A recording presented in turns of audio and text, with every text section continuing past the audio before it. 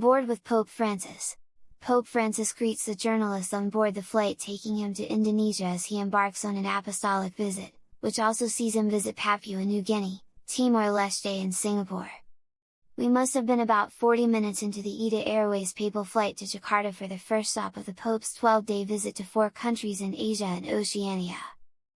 As per protocol, we boarded the plane well before the Holy Father and were well settled in the section at the back of the plane reserved for the press. Spirits were high, and old friends and acquaintances of many journeys past were chatting across the aisles, when suddenly a crack in the curtains separating the various sections of the plane gave way to an expectant lull and buzz of excitement. Pope Francis had come to greet us.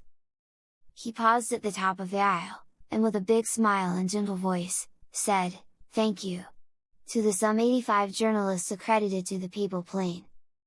And then, contrary to what had been planned, he walked all the way down the left-hand aisle and back up the right, stopping to shake hands and exchange a personal greeting with every reporter, editor, cameraman and videomaker on board.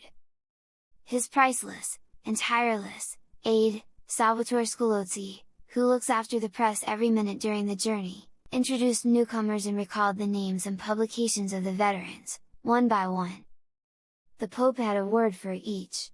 Some asked for prayers for friends in distress, some offered their rosaries to be blessed, others had brought a gift for the Holy Father, like the torch from a migrant rescue boat that helped a group of migrants make their way to safety through the darkness of the unknown. One gift he appeared to appreciate in particular, was the t-shirt of a young boy who was stabbed to death in Spain just a few weeks ago as he played football with his friends. Prejudice, fear and hate speech had groundlessly pointed to the involvement of a North African migrant sheltered nearby, singling him out as a killer and giving life to a groundswell of hatred and xenophobia until police investigations led to the true culprit, a local man with psychiatric problems, and the migrant's innocence was publicly proclaimed. The Pope's thank you, I realized, was for conveying his message and his closeness as he travels to faraway corners of the earth.